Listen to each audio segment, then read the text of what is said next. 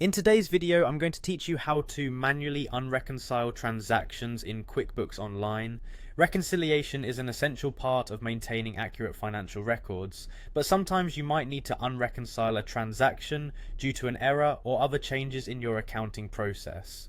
Whether you're unwinding a mistake or adjusting your records, I'll walk you through this process. So let's dive in. The first step you'll need to take is signing into your QuickBooks Online account. If you're not already at the sign in page, navigate there and click on sign in.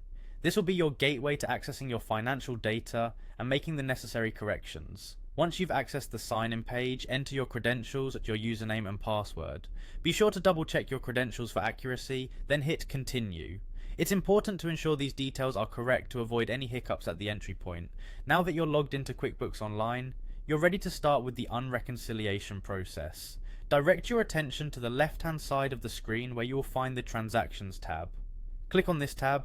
It's here that you can access all the financial records that have been compiled, allowing you to zero in on the exact transaction you need to address.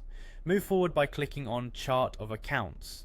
This section houses all the accounts that comprise your business's general ledger. The chart of accounts is instrumental for managing financial entries, so scroll through until you find the account related to the transaction you're unreconciling.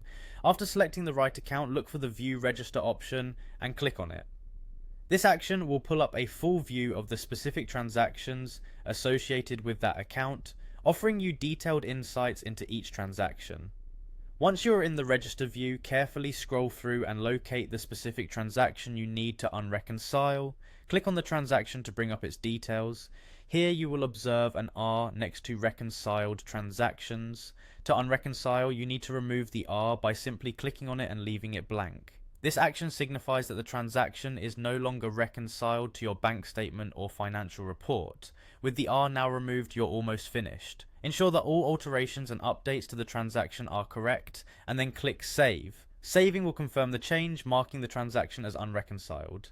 And there you have it. We've just walked through how to manually unreconcile a transaction in QuickBooks Online. Remember, being precise and careful during this process helps maintain the integrity of your accounting records. Thank you for watching, and I hope this helps make managing your financial data a little easier. If you have any questions or need further assistance, feel free to leave a comment below. Happy accounting!